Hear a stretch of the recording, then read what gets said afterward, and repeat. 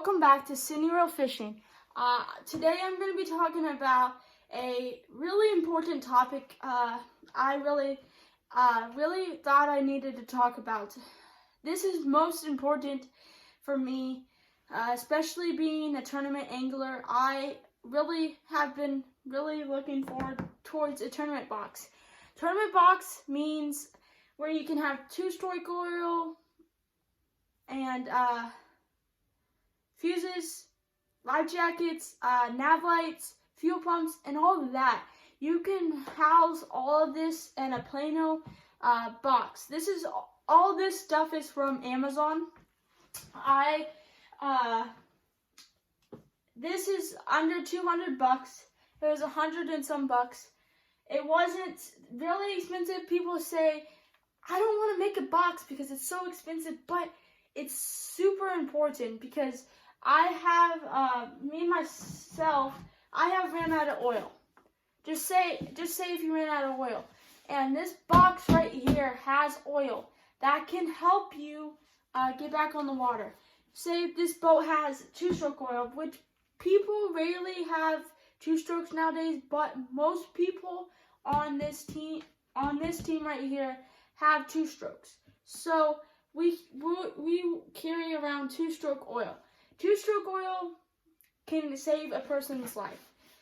No, not really, but it can save your motor if you run out of 2-stroke oil, and we can get you some 2-stroke oil. It's mainly the thought. If you help people out, they'll help you back in return. So, and we're gonna dive in.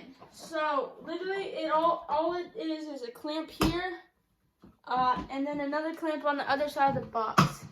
And then literally, you just take it off. So, it's not any water seal tight, but it will do for a tournament box, especially. Skim up my wall. So, first thing I'm going to say, this is one thing that is really important to have on any bass boat or in a tournament box like this. A first aid kit. First aid kit is it's not required by law, but you need to have a first aid kit. So many times I've been out on the water and I've pricked myself with a hook and it just bleeds like crazy. Like when it's so cold, you don't know.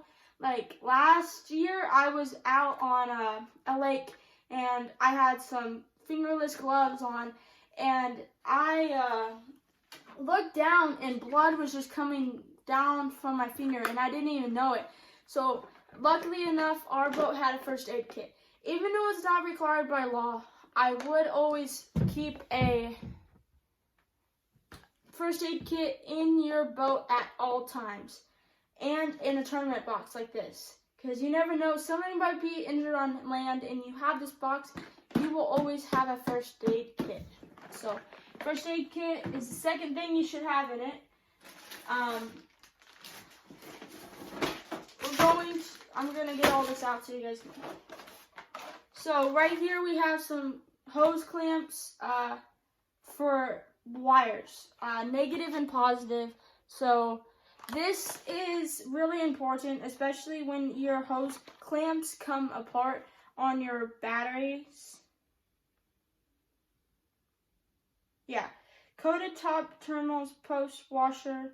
So it comes, if you guys can see that right there, it comes with some things to put in it. So you can easily just take one of these and put it on your, say, wires for your batteries and easily get back on the water. Minor things like this can help prevent people not being able to fish a tournament. I've seen so many people have no connections or fuses, which I'm going to get into here shortly, and they had to leave. But sometimes people have a lot more something wrong, like their lower unit goes out, which we can't really help. But you can say where a repair shop is or help them find a repair shop. But battery connections for batteries, accessory, you need it because boats have a lot of those on their boats. Pump balls. You guys are like, what? Why these? pump these balls on the gas thing. Always, they get old. I know I've had to replace some of mine because they get old and they lose their prime, and you just have to replace them sometimes. So primer balls are really important, especially with bass boats, because I know tournament anglers say you don't really need them, but always important to have prime balls, because if you don't and your prime ball goes out, you have no way to get on the water without gas in your motor. So always carry prime balls around. And then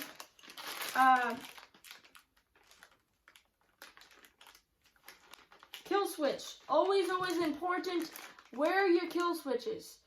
I know some boats don't have kill switches, but in tournaments, you kill switch. And if your kill switch is not working, which sometimes they work, but sometimes they just fall apart and don't work. So kill switches can prevent from your motor running over you and all that. Kill switches are especially the most thing that saves people from the boat running over them once they go overboard.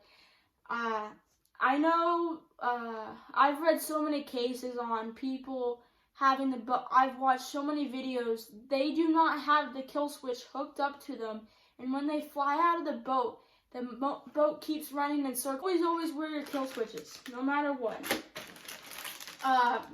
Oil filters and hoses to go on them, and hose clamps. This is really important. I know my boat, I have to have a filter for the gas. You might need a filter for something else. Like, there's a lot of filters in the boat's systems nowadays. Back in the old, when my boat was made, these were very important. So a lot of hose clamps and all that. But when you need a filter, like my boat, I needed a filter immediately, and I've never taken it off.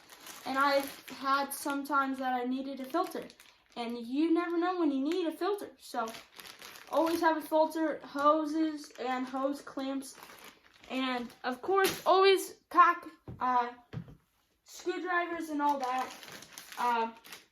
Gas clamps. This is really important, especially if your gas hose goes bad.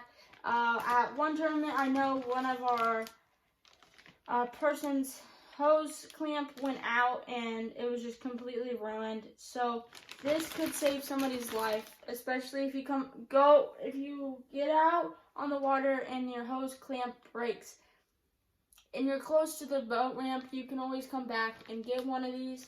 I know it's pretty simple. People like, no, I'll be fine. It won't break at all. If your thing is old, always replace these. Like on our boat, we're trying to get everything done before tournament season comes, so then we have no problems on the water. That is the main reason people take time out of their winter. I know I do with my boat especially, but always keep gas hose and clamps with you, and always carry around a Phillips and a star head and a flathead.